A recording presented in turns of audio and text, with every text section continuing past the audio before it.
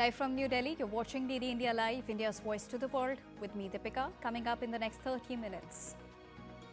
First Tejas Mk-1A from Nashik completes maiden flight, gets water cannon salute. Defence Minister Rajnath Singh says 65% of defence equipment now manufactured domestically.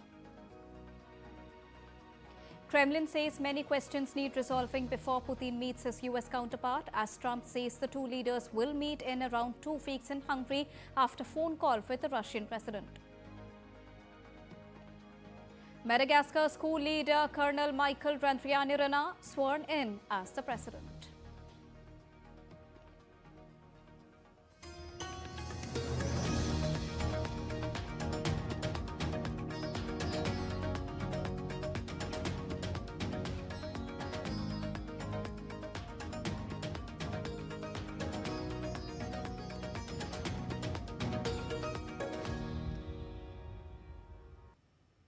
Good evening to all the viewers joining us at this evening broadcast. To begin with the latest. Well, in a major boost to India's air power and defence manufacturing capabilities, the maiden flight of the light combat aircraft Tejas Mk-1A, manufactured at the third production line of Hindustan Aeronautics Limited, was successfully completed on Friday in Nashik in Western Indian state of Maharashtra, in the presence of Defence Minister Rajnath Singh.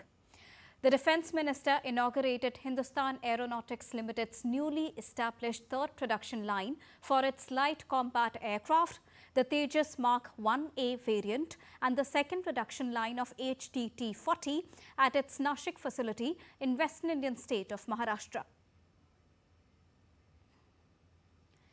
LCA Tejas Mk-1A got a water cannon salute after its maiden test flight.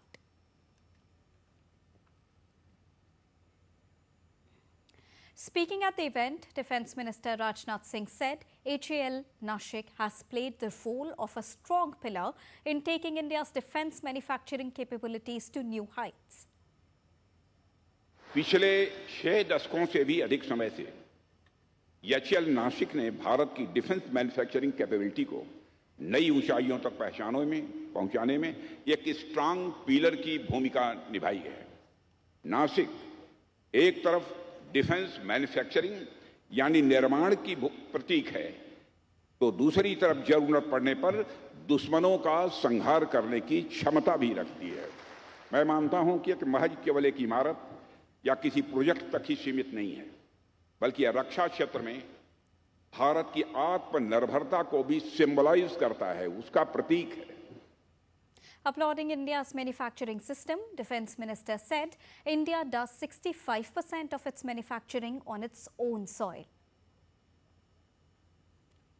कर रहा हूं तो मेरे जेहन में वह पूरी यात्रा भी चल रही है, जिसकी शुरुआत हमने 2014 से की है।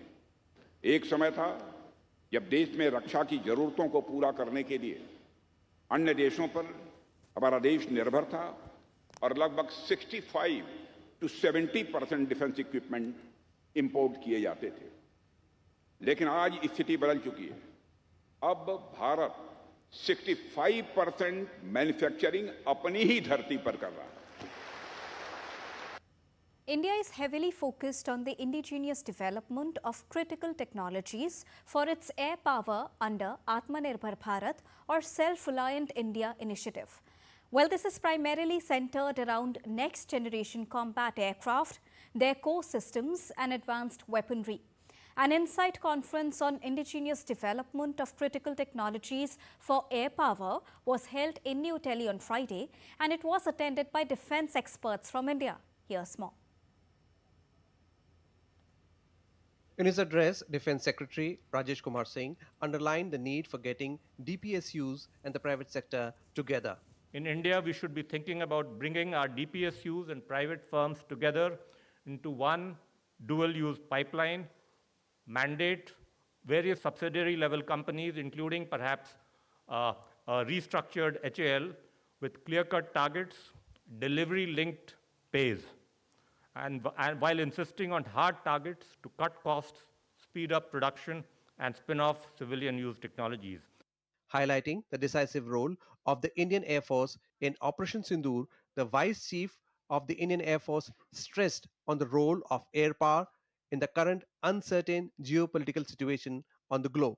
Air power no more plays a supportive role. It is actually shaping outcomes.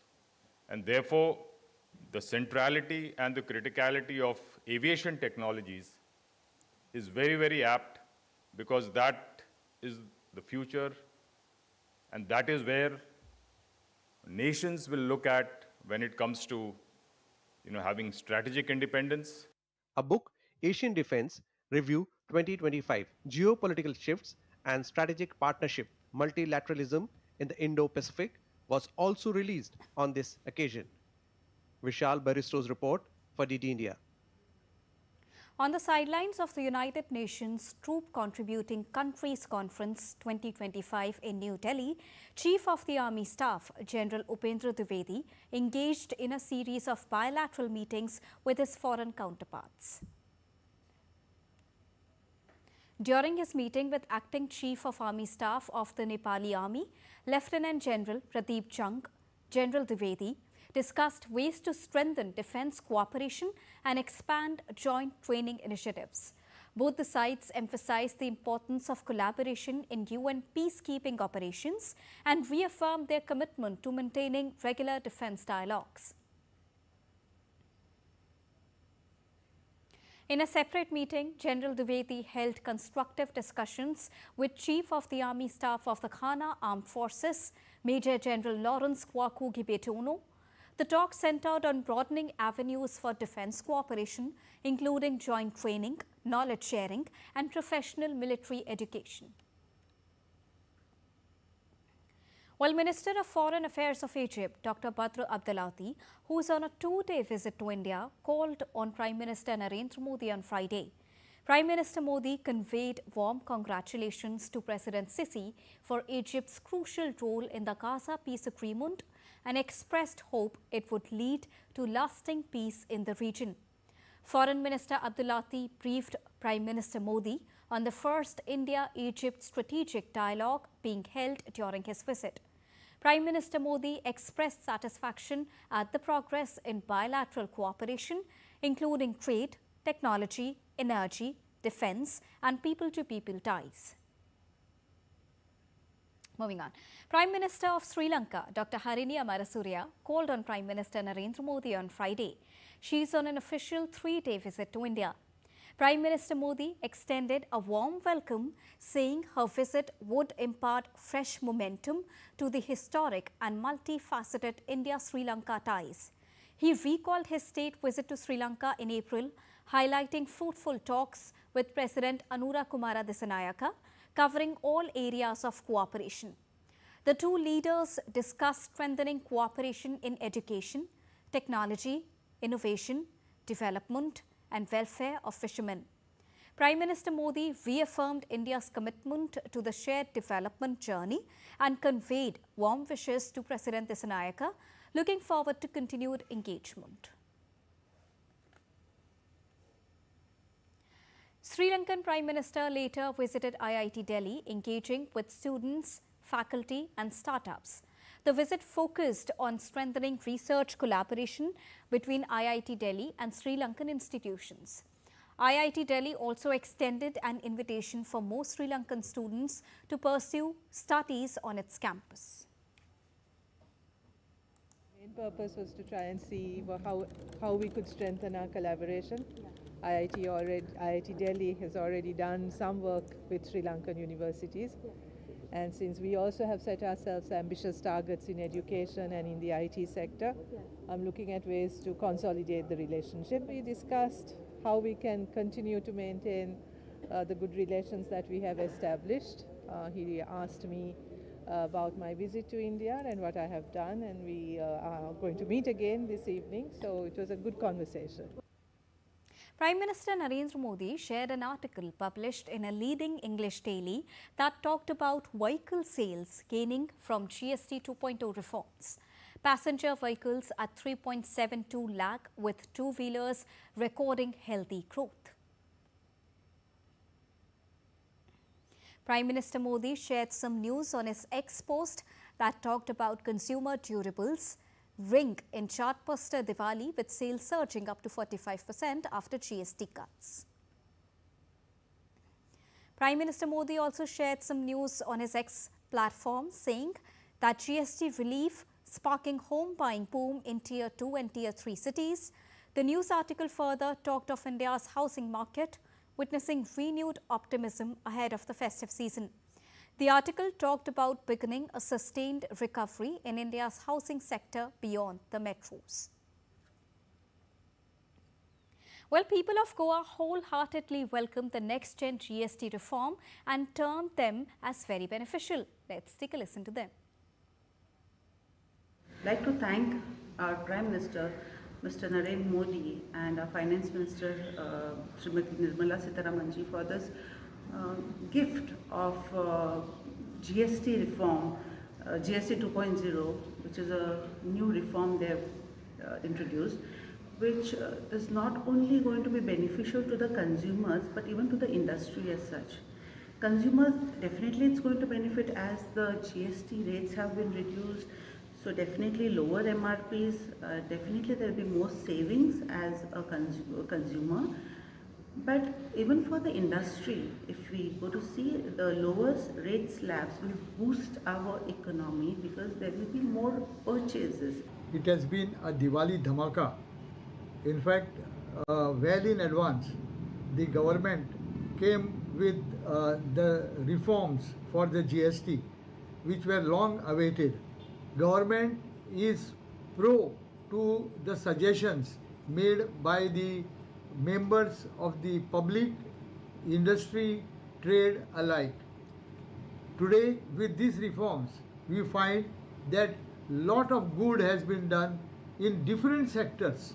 If we see today, the daily essentials are also exempted, brought to 5%.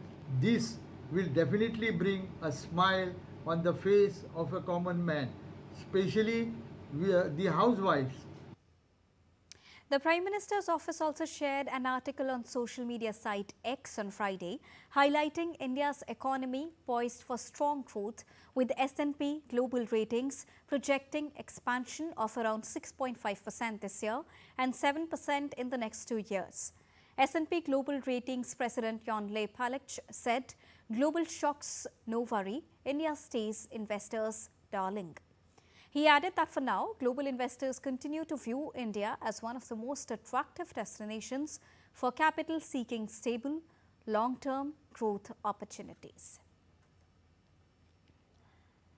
Moving on. In a major breakthrough in the country's fight against Naxalism, 208 Naxalites laid down their arms today in Chhattisgarh, returning 153 weapons as part of the government's ongoing surrender and rehabilitation drive. With this development, most of the Abjumad region and North Bastar are expected to be cleared of Naxal terror, leaving only South Bastar as the remaining hotspot. The surrendered weapons include 19 AK-47 rifles, 17 SLR rifles, 36.303 rifles, among several other firearms. The group of surrenders comprises 110 females and 98 male cadres of the band outfit. India's Minister of State for Science and Technology, Dr. Jitendra Singh, on Friday inaugurated the curtain raiser event of India International Science Festival in New Delhi. Addressing the event, Minister said that this time India International Science Festival will be organized in Chandigarh from the 6th till the 9th of December, and its theme will be Prosperity Through Science, Self-Reliant India. Next phase of our economic growth as we rise from rank 4 to 1 is going to be entirely a majorly technology driven, and that finally would also lead to reduced reliance on others, and every domain, whether it's life sciences, whether it's agriculture, even the fuel sector, less of dependence on the petroleum products and more in the alternative products, which will also give a new paradigm landscape to the geopolitical nature of things that are going to be there around in the years to come. So you can understand the technology is also going to drive the geopolitical face of the world as such, and India's positioning in that world framework. President Draupadi Murmu attended the National Conclave on Adi Karma Yogi Abhiyan in New Delhi, organized by India's Tribal Affairs Ministry under the vision of Vikasit Bharat, focusing on the Tribal Village Vision 2030 and nationwide village action plans for inclusive development. This initiative aligns with the Sustainable Development Goals, emphasizing tribal empowerment and grassroots development, while also exploring opportunities in the carbon credits market and voluntary offset market. Addressing the gathering, the President said this Adi Karma Yogi Abhiyan has been launched with a transformative vision to ensure that every tribal village becomes self-reliant and prospers with dignity. She added that the goal is to ensure that the tribal community actively participates in the development journey of the nation. आदि कर्मयोगी अभियान इस परिवर्तनकारी सोच के साथ शुरू किया गया है कि प्रत्येक आदिवासी गांव आत्मनिर्भर और स्वाभिमानी बने। इस अभियान के माध्यम से ये सुनिश्चित करना है कि राष्ट्र के विकास की यात्रा में आदिवासी समुदाय की भी भागीदारी हो और विकास का लाभ भी सभी आदिवासी क्षेत्रों और लोगों तक पहुंचे। India's Minister of State for External Affairs, Kirtivardan Singh, met Indian diaspora in Uganda. Taking to the post on X, Minister said, pleased to interact with the dynamic Indian diaspora in Uganda. Their enterprise, commitment and affection for India continue to be a living bridge of friendship between our two nations, unquote. Time to take a short break, but still to come on the other side. Gujarat government announces its new cabinet of 26 ministers. After the break, more details on series of gunshots that rang out in the air near Pakistan's North Waziristan. And in sports, Carlos Alcaraz all set to face Yannick Sinner in Six Kings Slam.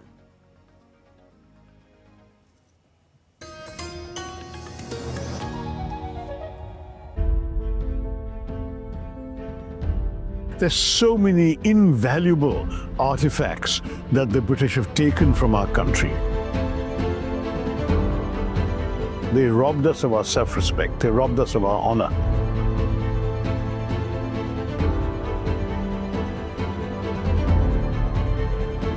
Loot was never innocent. It was painful. The word loot, that was stolen from India too.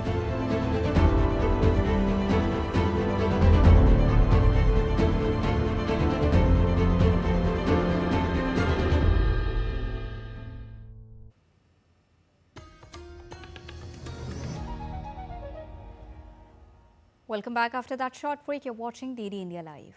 Well, US President Donald Trump and Russian President Vladimir Putin agreed on Thursday to hold another summit on the Ukraine conflict.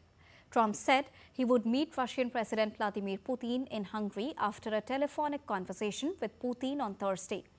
Talking to the media in Oval Office, the US President said the call, the first with Putin since mid-August, was very productive, adding that teams from Washington and Moscow will meet next week. The Kremlin confirmed plans for the meeting, though neither of the side provided a date for when it would occur. I would say within 2 weeks or so, pretty quick. Marco Rubio is going to be meeting with his counterpart, as you know, Lavrov, and they'll be meeting pretty soon. They're going to set up a time and a place very shortly. Maybe it's already set up. They've already spoken. And I thought it was a very good phone call. I thought very productive. But I'll be meeting with President Putin, and we'll make a determination. Tomorrow I'm meeting with President Zelensky, and I'll be telling him about the call. Meanwhile, Kremlin said the Russian president told Trump that supplying US Tomahawk cruise missiles to Ukraine would harm the peace process and damage US-Russia ties. Kremlin aide Yuri Ushakov told the reporters that a planned new summit between the two presidents will be preceded by a phone call between US Secretary of State Marco Rubio and Russian Foreign Minister Sergei Lavrov in the coming number of days. Ukrainian President Volodymyr Zelensky met U.S. government officials and defense companies' representatives in Washington, D.C. on Friday. He and his delegation held meeting with U.S. Department of Energy Secretary Chris Wright and representatives from Lockheed Martin and Raytheon.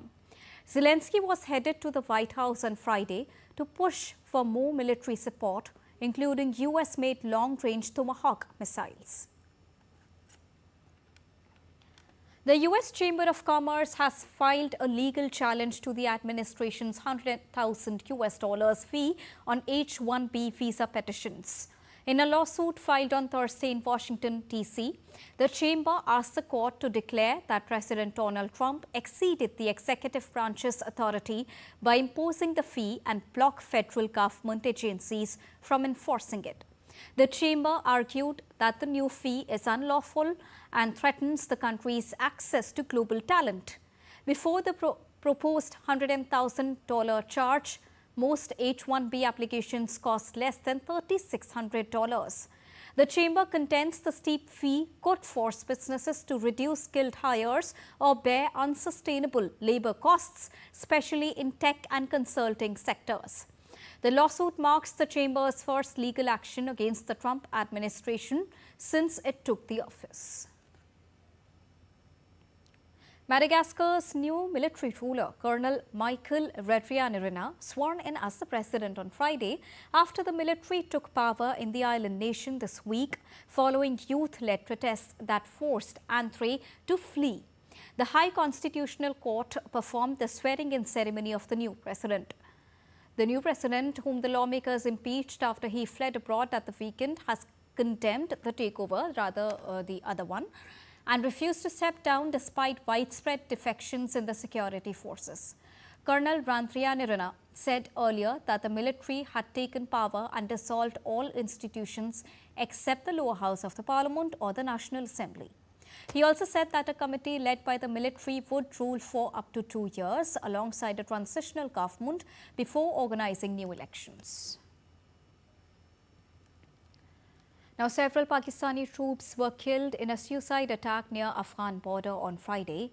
Pakistani security officials said amid a fragile ceasefire between Islamabad and Kabul that paused days of intense fighting between the former allies this month. A column of smoke seen rising in Pakistan's North Waziristan near the Afghan border as a series of gunshots rang out in the air. The Pakistani troops were killed in an attack by militants on a Pakistani military camp in North Waziristan, which also left 13 injured, and 5 security officials confirmed this. While one militant rammed an explosive-laden vehicle into the boundary wall of a fort that served as a military camp, 2 others tried to get into the facility and were shot dead. Germany's economy has long suffered under high energy prices and other effects of Ukraine conflict. But these days, the government sees the current tense climate as an economic chance too.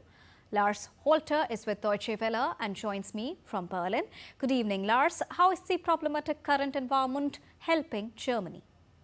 Thanks for having me. Well, it might, because very simply, Germany had to rethink its spending habits. Just about half a year ago, the then new government put together 2 investment packages. One that we've often talked about is a 500 billion euro package to be invested in general infrastructure. That is obviously a boon to the economy as it supports the building or the improved maintenance of roads and railways and bridges and the grid. So there's a lot of jobs there. But the other package, also worth a whopping 500 billion euros, was intended to strengthen Germany's military. It was giving the defense department more money to invest in tanks, jets, ammunition, even personnel too, of course.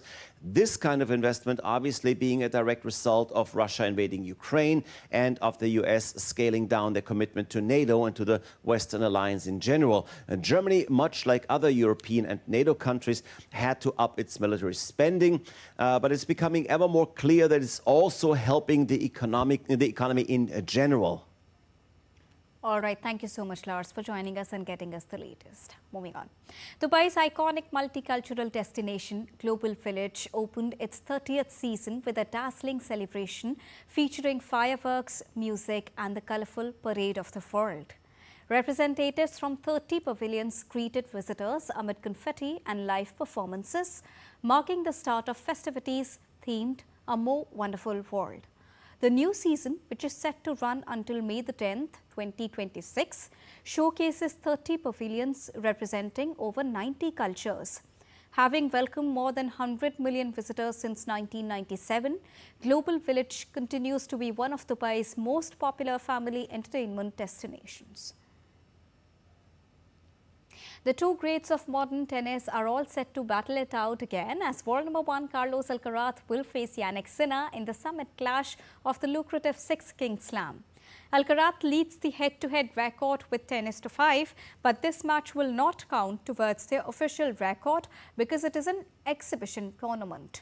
Both mirrored each other's results in semi-finals as they defeated their opponents in straight sets by 6-4, 6-2. Alcaraz overcame USA's top-ranked player Taylor Fritz, while Sinner bested Olympic champion Novak Djokovic. Sinner and Alcaraz will have a rest day on Friday and return to Riyadh's ANB Arena on Saturday night for the final.